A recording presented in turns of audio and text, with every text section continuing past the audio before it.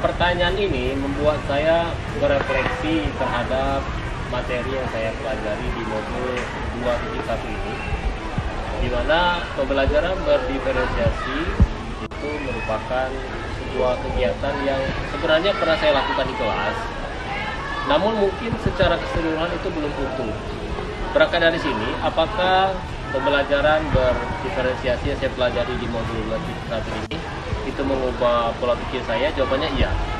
Karena yang saya pelajari di modul 2.1 ini ternyata yang dulunya pernah saya lakukan, kemudian memang tidak secara utuh, tidak lengkap, mungkin begitu prosesnya. Setelah saya mempelajari modul 2.1 tentang pembelajaran berdiferensiasi, saya semakin mantap untuk melakukannya di kelas bersama siswa didik saya. Awalnya saya berpikir kalau siswa saya 32 orang di kelas, maka miskonsepsi yang pernah saya lakukan itu adalah saya harus memberikan tugas yang berbeda-beda dari ke-32 siswa saya di kelas tersebut. Itu adalah miskonsepsi pertama yang pernah kami alami. Berangkat dari situ, jadi saya berpikir karena 32 siswa saya diberikan pelayanan yang berbeda-beda, maka perlakuan yang diberikan, yaitu misalnya tugas, itu akan berbeda-beda antara satu anak dengan anak yang lain. Itu adalah miskonsepsi yang juga kami lakukan selama ini sebelum mengenal pembelajaran berdiferensiasi di kelas saya. Kemudian saya juga berpikir waktu itu adalah mengelompokkan anak-anak yang ini pintar, kemudian yang ini memiliki kemampuan yang lebih rendah. Dan itu adalah miskonsepsi yang juga pernah kami alami sebelum mengenal pembelajaran berdiferensiasi. Dan saya juga pernah memberikan tugas yang banyak kepada beberapa siswa. Saya menyiapkan banyak sekali soal agar nanti bisa memberikan soal-soal cadangan kepada beberapa siswa yang lebih dulu menyelesaikan tugas-tugasnya. Bahkan saya juga berpikir bahwasanya saya harus menyiapkan pembelajaran yang dalam satu waktu itu bisa melayani anak-anak si A, si B, si C dengan metode lari ke sana ke sini dalam satu waktu. Dan itu sebenarnya sangat melelahkan. Alhamdulillah saya tetap bersikap positif dalam mempelajari pembelajaran berdiferensiasi. Walaupun banyak tantangan yang saya hadapi, beragam cara juga saya tumbuhkan sikap positif itu dengan cara salah satunya diantaranya misalnya terus belajar dan terus belajar dengan berbagi juga bersama rekan sejawat yang memiliki problematika yang sama.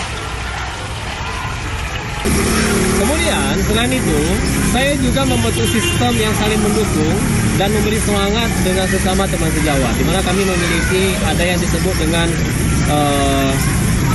KKG di kelas maupun di kelas paralel atau kelas berjenjang. Kemudian saya juga berusaha menerapkan apa yang sudah saya peroleh dari modul pembelajaran berdiferensiasi ini yang bisa saya terapkan di kelas meskipun belum maksimal. Kemudian yang terakhir adalah saya terus berusaha untuk mengevaluasi dan memperbaiki proses pembelajaran yang sudah saya terapkan di kelas yang saya miliki.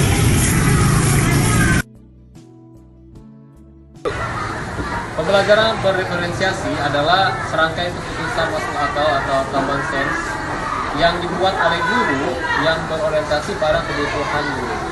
Nah, diferensiasi menurut kebahasan itu adalah perbedaan. Sehingga pembelajaran berdiferensiasi dapat diartikan sebagai satu proses pembelajaran dengan menerapkan strategi pembeda. Nah, perbedaan tersebut dapat berarti bahwa dalam melaksanakan proses pembelajaran yang dapat memenuhi kebutuhan belajar setiap murid, itu dirancang dengan bentuk konten, proses, dan bentuk evaluasi yang sesuai dengan minat dan profil pelajar murid yang beragam. Pada sebuah proses pembelajaran, tujuan pembelajaran untuk seluruh murid adalah sama. Tetapi, bagaimana cara murid untuk mencapai hal tersebut dapat berbeda. Pembelajaran berdiferensiasi itu sangat memungkinkan dilakukan. Kenapa? Karena yang pertama, ini sangat erat hubungannya dengan kurikulum yang memiliki tujuan pembelajaran yang mendefinisikan secara jelas. Bukan hanya guru yang perlu jelas dengan tujuan pembelajaran, namun juga murid di kelas yang harus juga jelas dengan tujuan pembelajaran. Yang kedua adalah bagaimana guru menanggapi atau merespon kebutuhan belajar muridnya. Bagaimana ia akan menyesuaikan rencana pembelajaran untuk memenuhi kebutuhan belajar murid tersebut. Misalnya adalah apakah ia perlu menggunakan sumber yang berbeda atau cara yang berbeda atau dengan penguasaan serta penilaian yang berbeda-beda. Selanjutnya adalah bagaimana mereka menciptakan lingkungan belajar yang mengundang murid untuk selalu belajar dan bekerja keras untuk mencapai tujuan belajar yang tinggi. Kemudian juga memastikan setiap murid yang di kelasnya itu tahu bahwa akan selalu ada dukungan untuk mereka di sepanjang proses pelajaran yang mereka alami di kelas. Yang terakhir adalah manajemen kelas yang efektif. Bagaimana guru menciptakan prosedur, rutinitas, metode yang memungkinkan adanya fleksibilitas, namun juga terstruktur yang jelas, sehingga walaupun mungkin melakukan kegiatan berbeda, kelas tetap dapat berjalan secara efektif. Selanjutnya adalah penilaian berkelanjutan. Bagaimana guru itu dapat menggunakan informasi yang didapatkan dari proses penilaian formatif yang telah dilakukan untuk dapat menemukan murid mana yang masih ketinggalan atau sebaliknya, murid mana yang sudah lebih dulu mencapai tujuan belajar yang ditetapkan. Dari serangkaian yang sudah saya sampaikan di sini, ini semuanya dapat dilakukan atas kerjasama dan dukungan yang sangat besar dari kepala sekolah, kemudian semua warga sekolah, guru-guru, rekan sejawat, dan kerjasama dari semua warga sekolah. Demikian. Bagaimana pembelajaran berdiferensiasi dapat memenuhi kebutuhan belajar murid? Bagaimana Anda melihat kaitannya antara materi ini dengan modul sebelumnya? Yang pertama, yang ingin saya jelaskan di sini adalah pembelajaran berdiferensiasi sangat efektif untuk memenuhi kebutuhan murid. Erat hubungannya atau kaitannya dengan modul sebelum-sebelumnya adalah ini sangat erat hubungannya karena yang pertama, siswa itu diajak merdeka belajar. Kenapa dibilang merdeka belajar?